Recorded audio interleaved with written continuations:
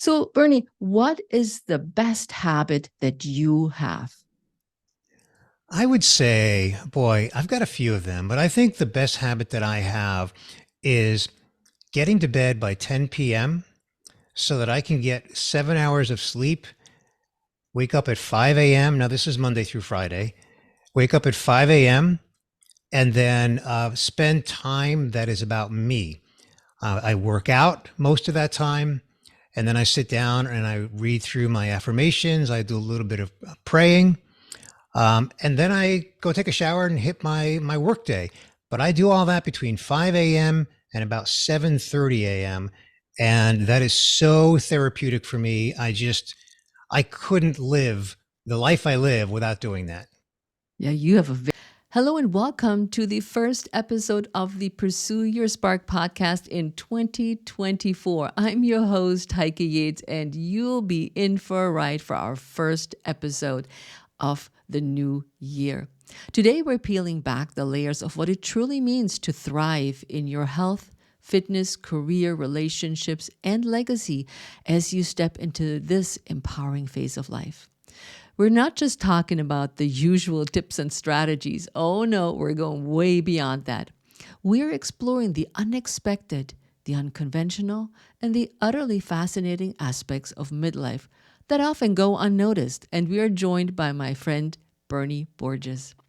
Bernie was born and bred in the bustling streets of New York City. Bernie eventually found his way to the sunny vibes of Tampa Bay. Alongside a loving 36-year marriage to Jean, he's been rocking the B2B world with both sales and marketing. But here's the kicker. Bernie is also a podcasting powerhouse.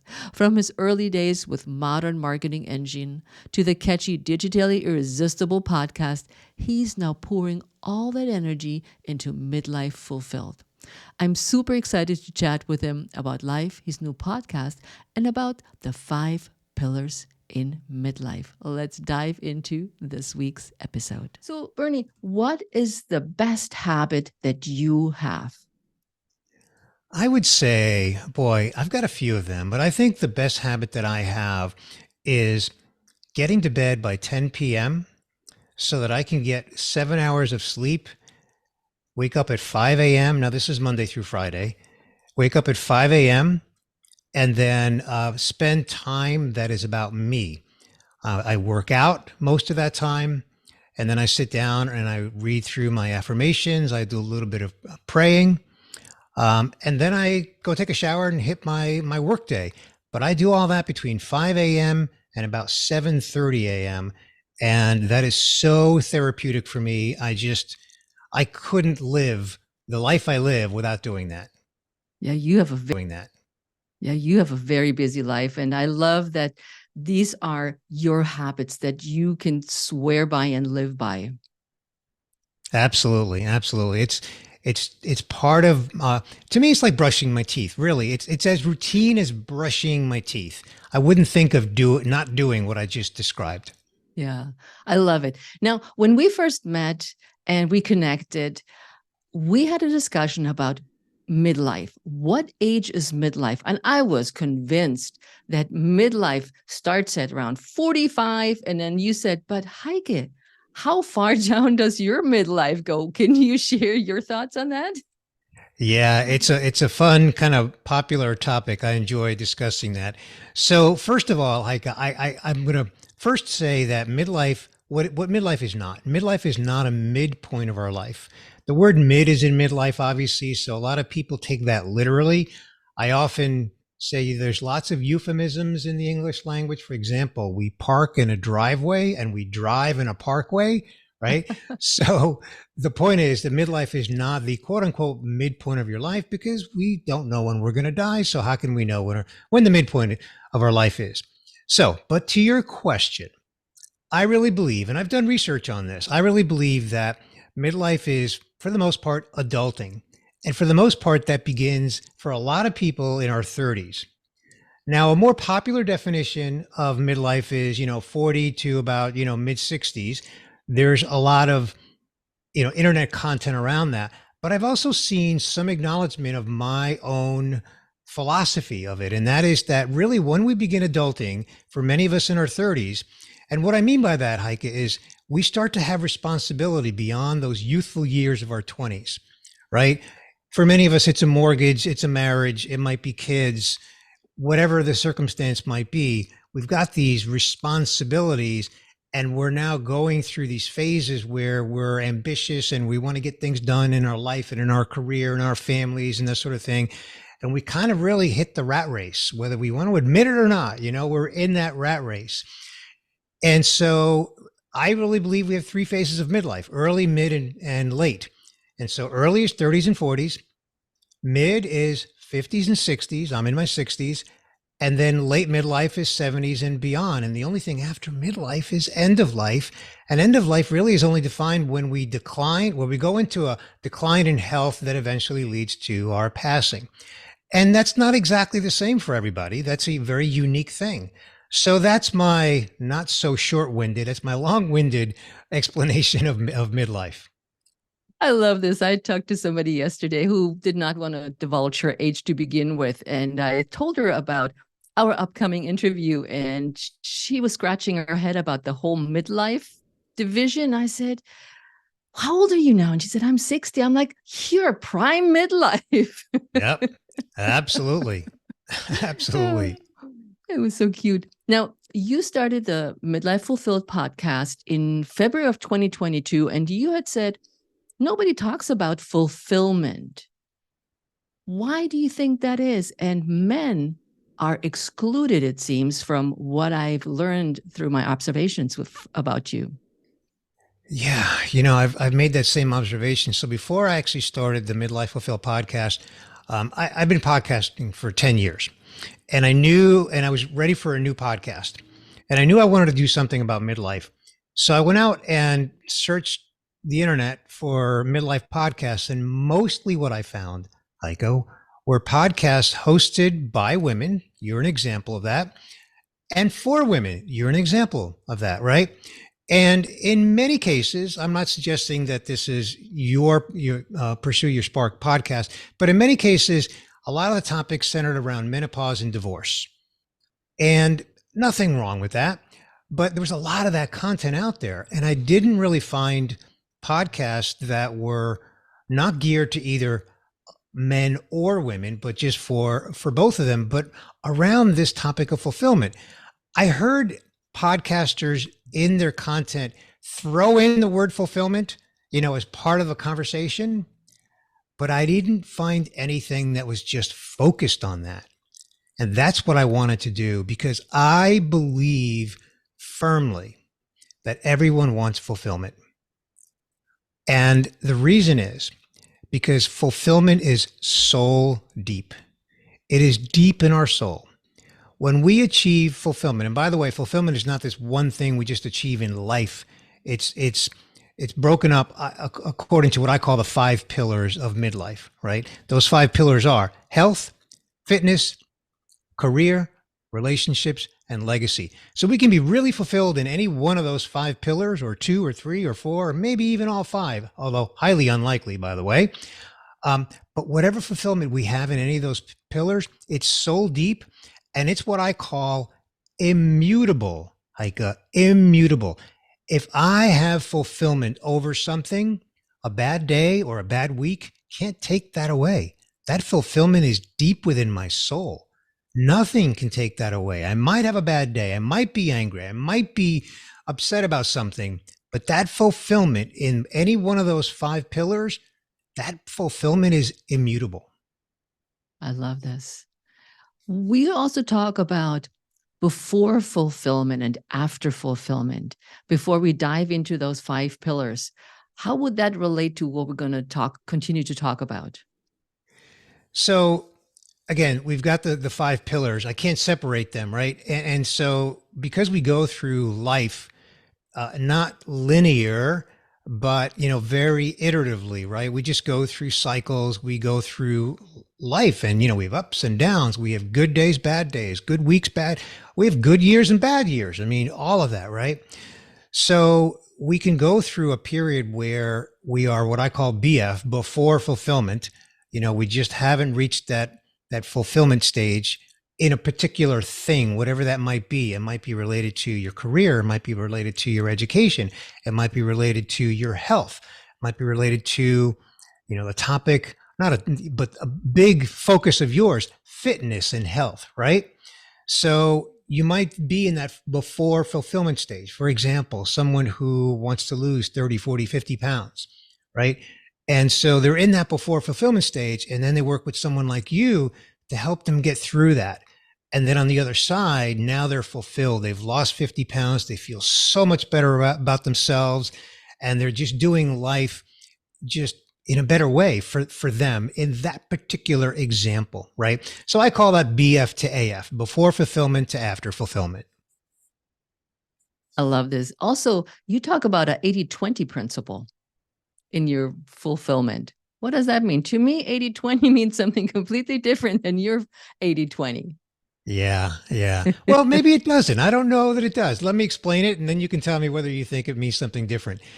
So I did a little research before I launched my podcast, and I surveyed 267 people, meaning I had 267 people respond to my survey.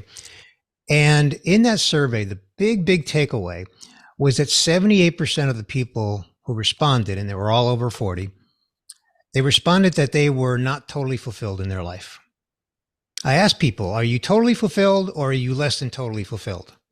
I didn't give them a percentage. I said, are you totally fulfilled or less than? 78% said less than. So I said, well, that's pretty close to 80%. So I started doing research on the 80-20 principle just to understand what it is. And what I discovered about it, Heike, is that it's not meant to be literal.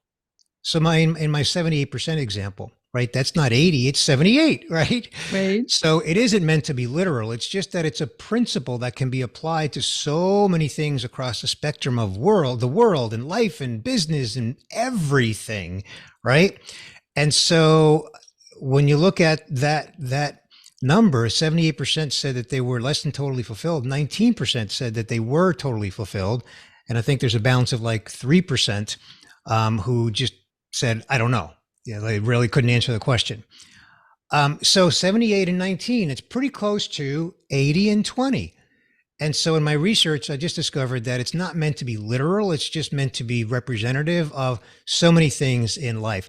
So at the end of every episode on my Midlife Fulfill podcast, I close it out by saying, if you're 80% fulfilled, you're doing great. And think about it, those 5 pillars. And I know you want to kind of go there, but I'm going to actually ask you to go there with me now because they're connected. We've got 5 pillars. Imagine if you were totally fulfilled in 4 out of the 5 pillars. That's 80%, right? 4 out of 5 is 80%. So if you were totally fulfilled in 4 out of the 5 pillars, you're doing great. Don't beat yourself up if you're not 100% because guess what? You're in very good company. I love this because in my relation to the 80-20, it usually goes around nutrition. And in my courses, I teach the 80-20 principle of being 80% full. And that means that you are satisfied, you had enough food, you're no longer hungry. You could eat some more, but you don't really need to because you are satisfied. And that's where the 80% come in. And that's also a little bit, it could be 78% or 82%. And a funny thing is my husband and I sometimes do that when we have a delicious meal and we're eating and we're sitting there and we ask each other, how full are you?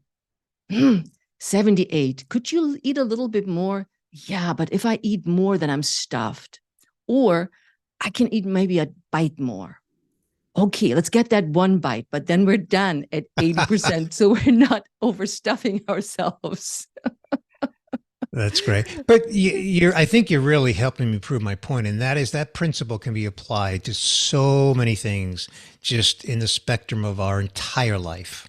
Absolutely. And even though you say the 5 pillars are not separate, and I totally agree with that, I still want to dive in each one just a little bit more. Happy so to. Let's go for health.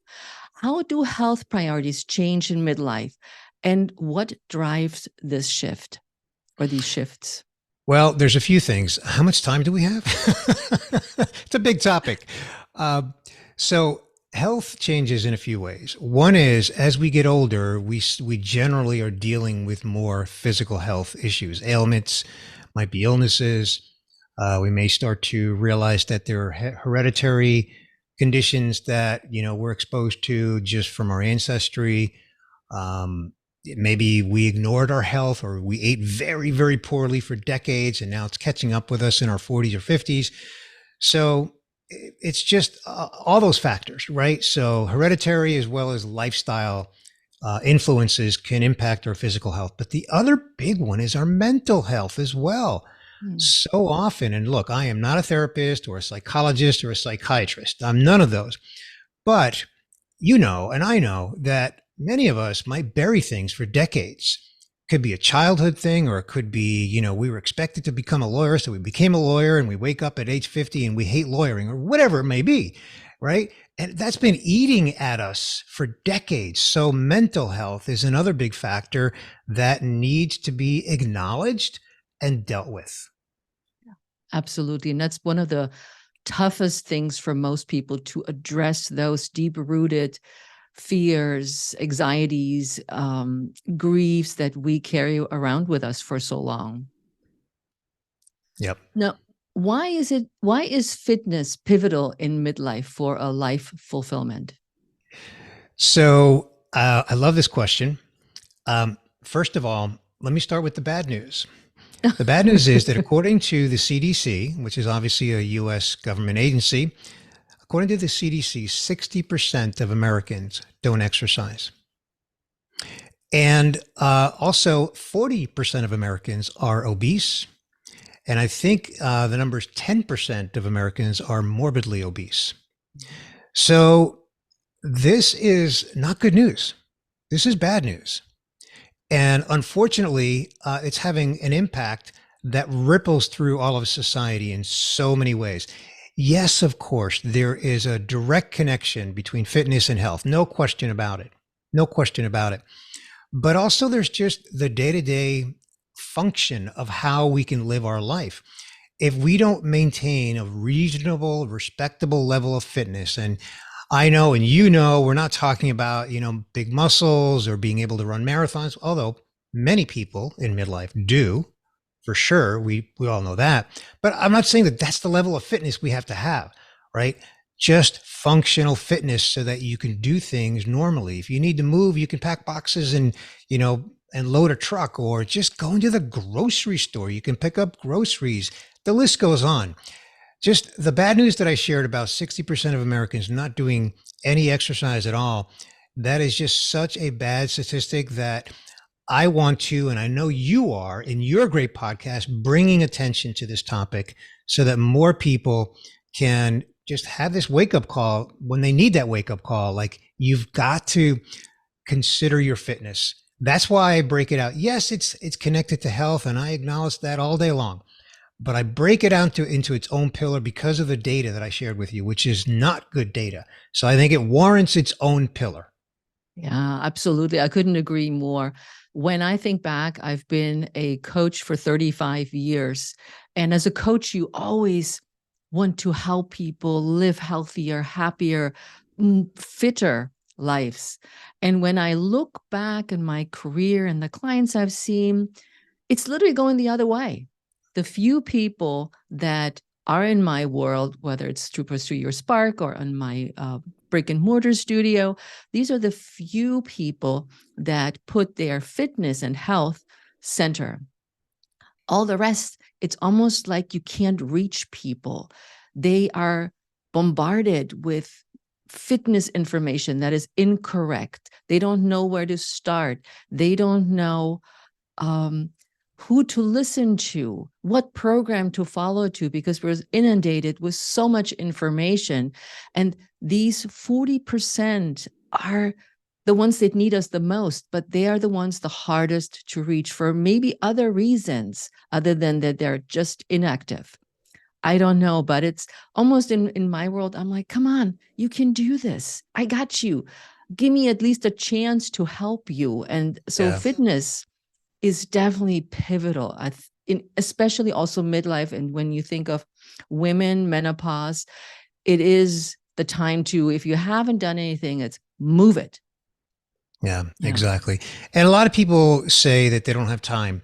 And I respect people who have crazy busy schedules, maybe they work two jobs, whatever their circumstance may be. But I've heard you talk about this, Heike. You and I are sitting in chairs right now. I'm not going to demonstrate it, right? But I could just use my arms and do, push-ups on my arms, right? I could We both stand are up. doing push-ups for anybody watching the video. Yeah, exactly. We could do push-ups with our arms. We could just stand up and take a 2-minute break and do push-ups on the desk itself. There are so many ways that we can just carve out these little moments, and it can be 30 seconds at a time. It doesn't have to be take an hour out of your day, right? Although that's great. I shared with you my morning routine, but you don't have to do it that way if you're unable to do that. You just have to have the mindset and then make the best of those little moments wherever you may be. Absolutely. I couldn't agree more. Now let's dive into career. How do career aspirations transform in midlife, and how can we find a renewed passion? Yeah. So again, how much time do we have? we I just love talking to you, and you uh, know so much. So we'll have to just suck it up and keep talking. all right. I love it. I can talk about this all the time. So as you know, Heike, we spend most of our waking time in our career, right? And when you think about how many decades the midlife phase of our life span, right? I shared earlier, I believe we have early, mid, and late midlife stages. So oftentimes, so many things can happen for us throughout those career stages, right? We might start out in a particular career and then realize, whether it's in our 30s or 40s or 50s, that we want to do a pivot and just go do something different for whatever the reason might be. I use the example, by the way, I have heard it many times. I used the lawyer example. I know many quote unquote recovering attorneys. I'm not here to disrespect attorneys. I just have met many people who just, after being an attorney for a while, and that's just one example, right? So as we go through these midlife seasons, these phases, we've got to really like what we're doing. We have to feel fulfillment from what we're doing. And here's what a lot of people realize one day. Sometimes it's subconscious, but it's best when it's conscious. And that is, they realize that where they are in their career, in this midlife stage that they're in, does not align with their values. And I'll give you a simple example. If someone is in a stage where they have young children at home, let's say they're in their early 40s, they've got 3 kids, they're young, and they're traveling for the job, and they're constantly on the road. Well, that person wakes up one day and says, my values are my family, but I'm only home on the weekends.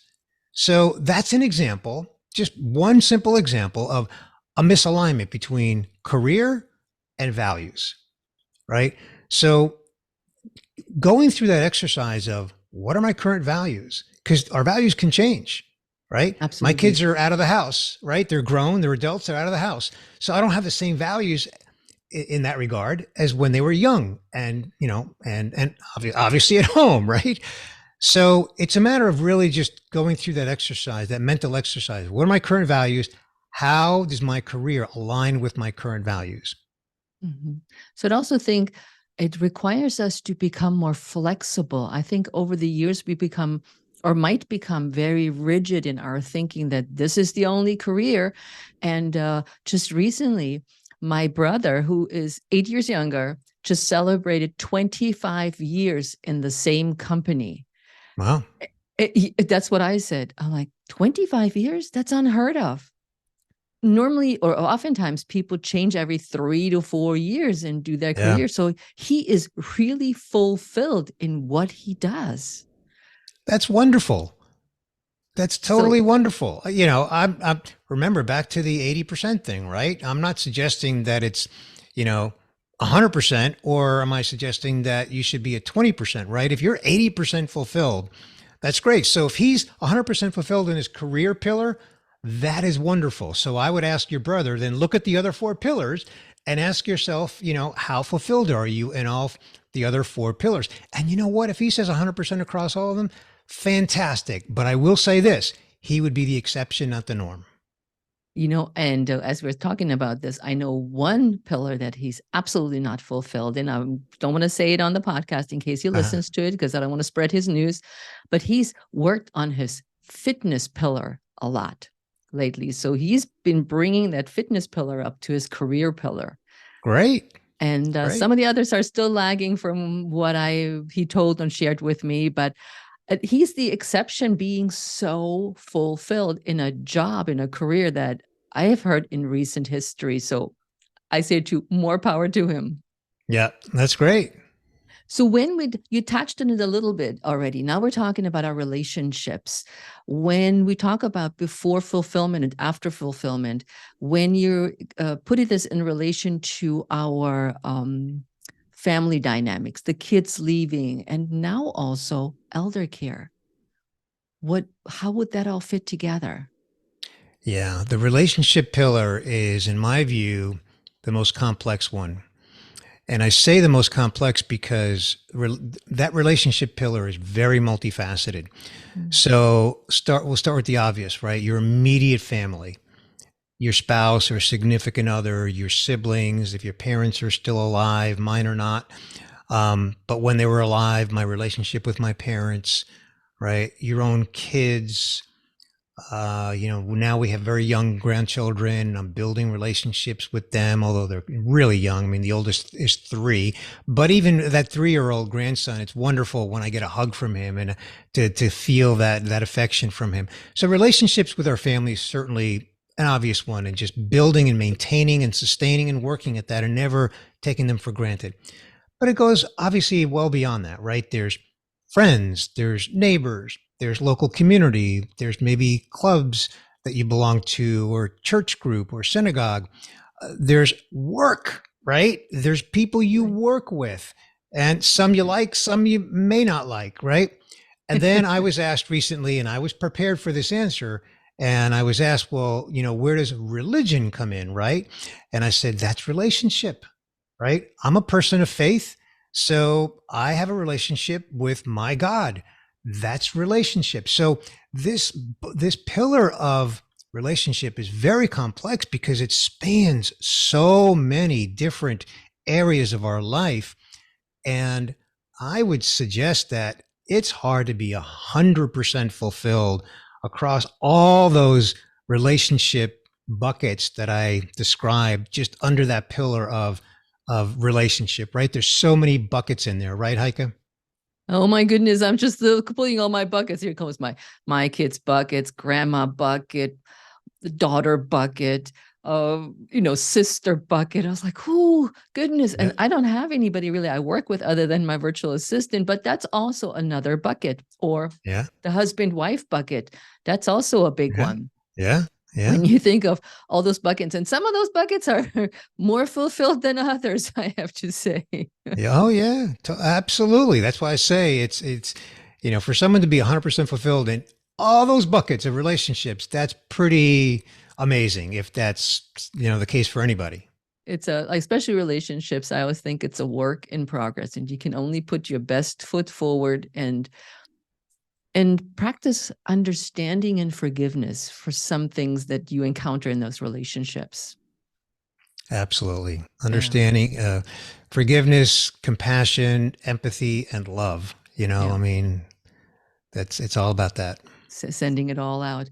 Now, one of your pillars is legacy. And I have to be honest, I grew up in Germany, and legacy for all these years, and even though I've lived in the States now for 40 years, the word legacy to me always sounds foreign.